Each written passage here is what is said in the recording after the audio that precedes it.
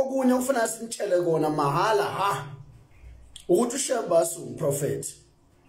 Lento ukuthi uShembe umprofeti nonsense lonto leyo. Fanele nikwazi nje lokho noma ngaqhubeka nithi uShembe umprofeti kodwa ufuna sinitshele uShembe asumprofeti. Ngathatha uShembe nimlinganise nabathakathi. Ngoba kunabathakathi ababizwa ngabaprofeti, kunesangoma ebizwa ngabaprofeti, kunezinyanga ebizwa ngabaprofeti. Mawuhluleka ukuthi uShembe uyinkosi yamaNazaretha, tshala qamba uyihlo umuphi ibonga ukuthi umprofeti. Qambana uma wenu. Biza uma wakho ukuthi umprofeti. Ungayi uShembe noma niqamba izingane zenezinja zenu nibize ngabaprofeti. Ngalokuthi uthi ngoba naku usuthi ingulube nifuna ama likes nokuthi abantu besubscribe lapha ko YouTube channel ngoba nilambile. Thina uShembe wasifundisa ukuthi indoda idla ithuthuku zayo. Nina nifuna ukuncela ama likes nama views ngelokhuzana ngendaba yokuthi lokhu nikhamisa la mdawa nithi uShembe umprofeti. uShembe aseba umprofeti. Thina silalela indaba yakhe uShembe singena amajwabu. Lena nithi ningane kwani? Esilalela indaba kaShembe singenawo amajwabu sibhincile ndakusasa isabatha sobe sihleli emacansini singenawo amajwabu. Silalela indaba kaNkulunkulu owafika kulelizwe sekumnyama wafike wakhanyisa. Lelizwe libone kanje njena ngoba uShembe abazange befuna ukumlalela labantu abakhulu. Babefuna ukusebenza intando waSathane njengoba kusebenza yona namhlanje. Lento ngenkuzo lamaphenta athi uyodefenda kuze kube nini? Angidefendi lutho mina. uShembe waqanjwa amanga wathi undizile. Bathi uShembe uxhuma amaphiko wandiza waphahlazeka wafa. Beqamba amanga ahlaza cwe. That was a blatant lie. Ila abantu babiza ngamaKristu laba kuthiwa laba bama missionaries. Yibona laba babenikezwe leyo agenda le esifana manje nalento efuna ukwenziwa iANC kumntwana ophinda ngene befuna ukuthi bebuyisa incwadi ehlambalaza umntwana ophinda ngene khona esakhothana. Ngoba abanendaba nokuthi la eSouth Africa kunayibhedlela kunama university kunayikole kunabantu abahlele emakhaya nama degree. Abanendaba kunabantu abahlele emakhaya nama honors abahlele emakhaya nama masters. Kunabantu abahlele emakhaya nama doctorates. Abafuna ukulungisa imigwaqo, abafuna ukukhanda izikole, abafuna ukwenza izinto ezirayi, bafuna ukwenza ukuthi into ezosuthuthuva emhlabeni. Ngoba ipolitiki yakhelwe esisekelweni sikaSathane. Ayinabo uNkulunkulu ipolitiki, wokuzibabona abathandazi laba bantu laba isikhathi esiningi. Kunalokho bacula amaculo omzabalazo ngoba vele inkolelo yabo ukuthi ichitheke igazi. Qambana onyoko ukuthi abaprofeti noyihlo. Manihluleka nje ukuthi uShembe uyinkosi yamaNazaretha, qambana oyihlo nonyoko. Ningacabanga ukuthi uShembe uyamehlisa mothi umprofeti. Noma nihambe nonweba amankemfu lapha lama podcast enabolile niyokhuluma umsangani nonsense la. Mhlanzo wenje lento ukuthi uShembe umprofeti. Mhlanzo wenje thina siya indaba kaShembe lena nithi ningane kwani siyayazi siyayilalela isizwe ingene emzweni yethu nasenhlizweni zethu siyake naye uShembe. Mawusiza ukuthi uShembe umthanda uShembe inkolo kaSathane fana lokunalana lo rubbish lo waseSwazini lokuthiwa uShembe ubulala ingane lapha eSwazini. Lo nonsense leyo abanye basakhomenta ngalo doti lo ukuthi uShembe ubulala ingane eSwazini. Urubbish lo nto leyo. Urubbish lo into engenasisekelo engenabufakazi engenalutho ngoba basaphahlekana namhlanje uShembe nenhlamba. Leli bandla likaShembe lakhuliswa izinhlamba. Nina niyabadinga abantu abanjengama abanezono abazonitshela nje ucash straight abangasiloko bemboza ngamahlazo. Urubbish nonsense umhlanzo wenja lo ukuthi uShembe umprofeti. Hamba nisutha amaqanda lapha nengulube lapha namba nodakwa lapha kuma YouTube channel nakulama podcast enabolile la wasesihogweni. Hamba ngoba nincenge ukuthi nina kube nama views, nincenge ukuthi nina nithola ama likes abantu besubscribe ukuze nikwazi ukuthola imali ngegama likaShembe. Ngubekile ukuthi mhla kuphela kini nini. No futhi ihlathi enkulu lapha no fifiyela lapha nisangana lapha ya. Lento ukuthi uShembe angazi ukuthi ingunguluzi mina isithatha isikhathi nje sokuchaza uShembe. Ingunguluzi impela umuntu ongazilutho, umuntu osadla ingulube, umuntu ongazifokola, umuntu osagunda ikhanda alizingweze kanje athi uyochaza uShembe. Umuntu osadla imithi athi uyochaza uShembe ufuna ukuchaza ngoShembe yena. Ngathi ngishabe efundisi ngisho bani ngeke umuzwe echaza ukuthi uShembe ubani. Abantu abachaza ukuthi uShembe ubani imost yabe laba abahlubukayo. Laba abahlubuka uShembe uyakoza umuzwe uShembe ngegama uzobe uShembe ngomprofeti labo bahlubuki laba abanjalo. Umuntu oseyinazaretha ngeke umuzwe uShembe ngegama. Nani ukuthi wakhulele eNanda kwasha kwacima uNkulunkulu waseNanda into yakho leyo ibona ethuneni nasesihogweni esigodini sosisi. thina amaNazaretha mina ngikhulume ngami ngalokho ukuthi thina ngathi ngimithi mina ngangiboshiwe mina inokhakha lawo macala kukhuluma ngama serious offenses kwakuthule kuthe uthando lukaShembe uShembe nami ngangimthuka lo ngifica uthando lwakhe uShembe ngiboshiwe ngatshela insizwe nganginazo hlezi phansi kwayeje ngathi madoda ngizwe uthando lukaShembe luhaqa enhlizweni mangiphuma la ngiyokhetha inkosi kwahlekwa ngabe ngiyababala esasinabo lapho bahleka bathi usesihlanganiswa yijele kodwa ngaphuma lapho uyangibona mina ngiphuza ngibhemi mina afuthi angidliwa asikisifebe esengidlayo mina asikisifebe nje esidla imali yami esazi ukuthi mina kumele ngisiphe imali anginasifebe mina ngisiphe imali njengoba ngibona nje uyangibona ukuthi njani unyazi lwezulu lona manje kufanele ukuthi lento lena singayikhuluma ufuna siyikhulume ukuthi lento ukuthi uShembe ubulala ingane eSwazini inonsense le nto leyo ingcono ngoba niyikhuluma ngaye kuba omunye umuntu ngabe sekusuka uthuthuva onzima kabi manje ngoba uShembe ngeke umuze eqalekisa akaqalekisa uShembe ngeke umuze uShembe efungela umuntu ngeke umuze uShembe ephendula umuntu ngeke umuze uShembe phela ukhipha isibusiso uyasindisa lokho phela akwenzayo noma ngamkonkotha uthini uShembe ngeke umuze kuphendula uShembe ngoba nina nezibini ngathi nazaleka kabuhlungu nina ngathi nazalelwa esitamkokweni anamahlona okukhuluma kabi ngoshiya lamanqungu lawa amehlo lawa athahlale eAmerica lawa awona lawa aphushela amanga ukuthi uShembe ubulala ingane lapha eSwazini inonsense ngikhuluma lokho ngiindependent angikhulumela ibandla angikhulumela uShembe ngisikhulumela mina nomphefumulo wami nezingane zami ukuthi lokhu kuyasinyanyisa ukuthi kusuka ingunguluzi ithi yochaza ngoShembe kwi-podcast urabishi lowo kusuka umuntu ongazilutho ngoShembe yonke emfuza amankemfu lapho wazini ngoShembe wena yini uyazi ngoShembe wena masingakubuza wazini ngithanda nokukhuluma izingisi esibolile ningasazi into yafika nabacindezeli kuleliso akufaneleke lento ningayazi ilento ukuthi uShembe wandiza umhlanzo wenja lo ilento ukuthi uShembe umprofeti umhlanzo wenja lo ngoba lento le abantu babeyisho ngishokuJesu bethu wena ngasizwe ngabazi bambulala he was 33 years old bambulala uJesu bembulala uthi wena sazi uyihlobo njengoba nani nikhuluma simaselenanda athi umaselenanda unani kusho umtshende bomdala wesifebe bezwe into esishintsha engasazi ukuthi amadoda esilale nawo mangaka emhlabeni khulelena ukhulelenanda wena ukhulelephi wena basalapha umqondisi wama wakho wasalapha ingquthu kama wakho yasala kuphi awuyazi nazi ugoqa utshwala nazi ukuthi nishintsha amadoda nazi ukuthi ufanele nihlale imndeni ningaganile yila into eniyaziyo nazi lo aseke lo mina umazelenanda bese kubanjani kwafanele kanti uShembe ekhulele kuphi kanti ekhulele lapha emafini nanizokolo uye mayikhulele emafini nanizokolo kusho umgodo impela odliwe izifebe othenga omahosha yes kushinto ethenga omahosha umgodoyo ngodli ngisho kubo urabishi nonsense izothi uShembe umuntu uNkulunkulu wasenani kusho urabishi wento yezo into ehamba idliwa izifebe into ekwazi ukudla imali etshwaleni iziqede kamona leyo tiyabona yamdinga uShembe lento le kodwa manje yamxeka uShembe yamthuka esikhundleni sokuthi ngabe yona iyazama ukusondeza kuye lo muntu ethi umuntu ngoba ukuphethe ukuphila nokusindisa awufuni lokhu ukhuluma yakhonkotho uShembe ungakazi uthenga neshuma wakho nje iphinifa elilodwa uhamba ufana nenja nje hamba ilali awukho umsebenzi wakho ulengise nje ijwabu elikhulu ayikho into yaziyo nazi ukuthi ukhuluma nje nkefu hey udefender ini ngoba ufuna sinitshele ezinye izinto kumele siphikise la ku TikTok robustly fanele siziphikise robustly futhi siziphikise kabi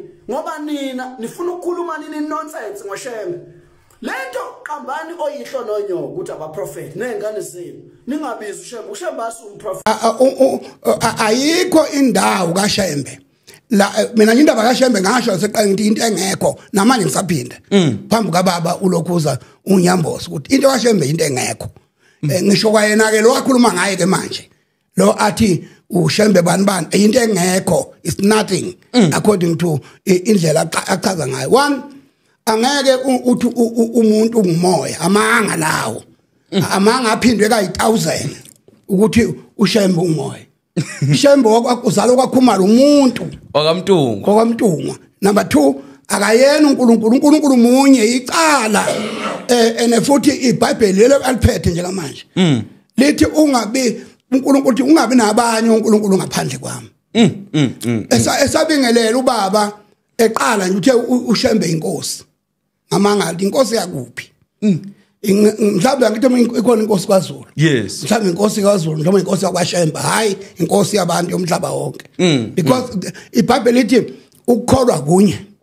Inkosi yinye, incwadi yabaseFesu chapter 4 verse ka 4 no 5 no 6. Inkosi yinye, ukukholwa kunye, umbhaphathiso munye, uNkulunkulu munye. So labo uNkulunkulu abahoshembe kulungile akabe uNkulunkulu endaweni yakhe ngoba vele abaningi uNkulunkulu abakhona but not uNkulunkulu eqiniso. Bambathe chaza indaba kaMoya Ingcwele because manje ubaba uchazile wathi uMoya Ingcwele uShembe. Amanga. Uthi uyini uMoya Ingcwele? Incwadi kaJohn chapter 4 verse ka 24. Ngicela uyifunde baba. Yes, ngizoyifunda. Uyini uMoya Ingcwele bambathe ngoba chaza iBhayibheli uthi uyini uMoya Ingcwele. Yes. Mina ngachaza kusho iBhayibheli. Okay. Uthi incwadi kabani? uJohn chapter 4. Ukukhumbula njalo bengakaqedi. Bengithi ngiyakuletha uyabona nje bese ethi nginamanga nje. Angimphikisi. Bengisafuna ukuveza inkolo kaMbathe ngamanga kangakanani. Kodwa bengisafuna ukuthi ke siqale silungise la. uMoya Ingcwele silungisa indodana silungisa uNkulunkulu bengisaya lapho mina nje bese ngifundela incwadi nje ayifundiwe le yami sizobuyela kuye because isikhathi baba uthe uJohn chapter 4 from verse 23 to 24 verse 23 to 24 incwadi kaJohn ithi kodwa isikhathi siyeza sesikhona namanje lapho abakhulekayo abaqinisileyo bayokhuleka kuBaba ngomoya nangeqiniso. Ngithi ke kusimasho njalo khona abamanga njengalabo abaphambi kwami abamanga ke lawo. Oh. Yeah, amanga ke lawo. Uthi ke abaqinisileyo bayokhuleka kuBaba ngomoya hayi kuShembe. Ubaba kaJesu uNkulunkulu. Ngeke umuntu okhuleka kuShembe. Once okhuleka kuShembe it's a false doctrine into yobhedisa abantu.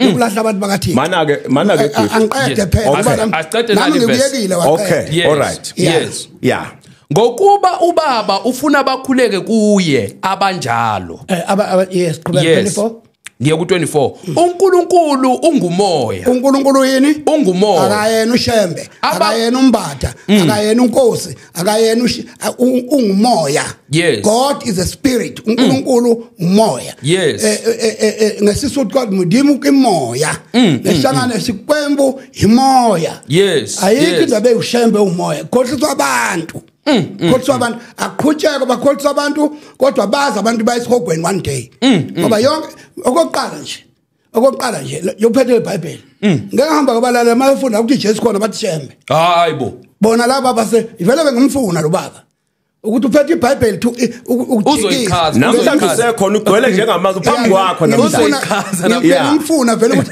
why bezoqamba abaqamba amanga bashintshe iBhayibheli why bangaliyeki iBhayibheli lethu that is why ngize ngaba neconcern ukuthi ngize la ngizokhuluma ukuthi labantu aba baclaim ukuthi bakhonza uNkulunkulu kodwa uNkulunkulu bamkhomba eduze lapha eTangaka ulapha ngakithi embonamo nje hayibo embonamo so manje ngikho ukuthi ingqhubeke nevesi inkolo yabo angeke kujike lokho amanga aluhlaza cwe noma ngayikhotha azalele ngesisu amanga nje amanga oqala ukuthi uShembe umoya amanga lawo number 2 let us tell neimbali istory sogogo ngalala ubuthongo into engekho ndawo ngavele uhozele walale kwadla imbali uma uthi akulandela kwaziwa uye nabangani bakhe ayikho lento leyo asiqhubeke bambatha sifunde ivesi uthe u24 abakhuleka kuye bafanele ukukhuleka ngomoya nangeqiniso futhi sikhuleka ngoShembe iBhayibheli ikhuleka ngomoya nangeqiniso hayi ngoShembe umoya ingcenye kaNkulunkulu iBhayibheli lithi uNkulunkulu ungumoya mawubona umoya uNkulunkulu ungumoya yes that is why ngathi eqaleni lethe kuthiwa iTrinity engekho because ngeke ukuthi ngimthathe njoba umoya wami nanku kuthiwa umbatha umoya ula kimi so asibabili ke la umbatha u1 nomoya wakhe so uNkulunkulu ungumoya abakhuleka kaNkulunkulu ufuna abakhuleka ngomoya nangeqiniso mina ngime ngokuthi nje noma engachazi ubaba kodwa kufuneka ahambazi ukuthi lento yakhe amanga ifake imbombayi yamanga akachaze bambathe baba uNyambosi before ukuthi uchaze ngine question evukayo la ngoba ukhulume wathinta wabekisa ngoJesu yes nithi uJesu njengabantu bamaNazaretha ungabe uJesu kuyiqiniso ukuthi unguNkulunkulu uyabona ke lo mbuzo fanele ngabe uphendulwa umbatha lo wokuthi uJesu athi uNkulunkulu uJesu wayindodana kaNkulunkulu wayengasiyena uNkulunkulu hayi kasi uNkulunkulu uJesu wayindodana ukhona uNkulunkulu njoba noShembe umoya oyingcwele ukhona uNkulunkulu uyabona umbatha ke lapha ehlupha khona yes umbatha uhlupha ngokuthi into mayengayifuni yena engayiqondi yena ufuna ukuphusha direct yabona ukuba umbatha umuntu owumpostoli weqiniso manje umbatha umpostoli wamanga ngizochaza ukuthi ngusho kanjani awuniki ithuba babunyambozi angizochaza namandla unyambozi sesilalela kangaka mana phela nginikeza ithuba ngizochaza ukuthi ungamanga ngalo yes ya ngizochaza futhi hayi ngikanga ngichaza umbatha befanele awubuze lo moya obushembe ukuthi awuhlola ukuthi usebenza kanjani that why sithi uShembe umoya ingcwele no ungasebenza kanjani amanga lokho kokuyinkinga ke ngizocela senze kanje ngoba ikho ndawo singangifundela mana ke mbatha ngizocela senze asimnike ithuba ke qhubeka mana ngizocela senze nje na ake simiyeke kuShembe yes ngizocela mbatha njengamanje yes kuze khona sizokwazi ukuqonda isizwana ngizocela ukuthi la we Old Testament siyeke iNew Testament from Matthew no Luka ufuna neBhayibhelini mana phela awufunde lakho lakwaShembe no ngumbatha mina ngiphethe iBhayibheli la yes akulona ngizothi ungilalele ngoba inkinga yami enkulu angifuni ukuthi ulokhu ugxeka inkolo enkulu kangaka emhlabeni lenkolo inkulu ningamanga lalela engamanga mbatha ile yakho utshelwa yimina ngicela ungilalele ukuthi ngithina amanga ngale yakho ngithi mina la kwi Old Testament ngicela ukuthi ngoba uMathewu noLuka noJohana ngithi uyezwa mfowethu amaminithi kaJesu lawo uJesu awenze sekhona yes abapostoli la no abapostoli bagcobe yena uJesu abanene kodwa uJesu banje baba no abapostoli uJesu bagcobele sefikile bagcobe uJesu ogcoba abapostoli okay ngikhuluma nawe ke mina ngithi mina lapha kwi Old Testament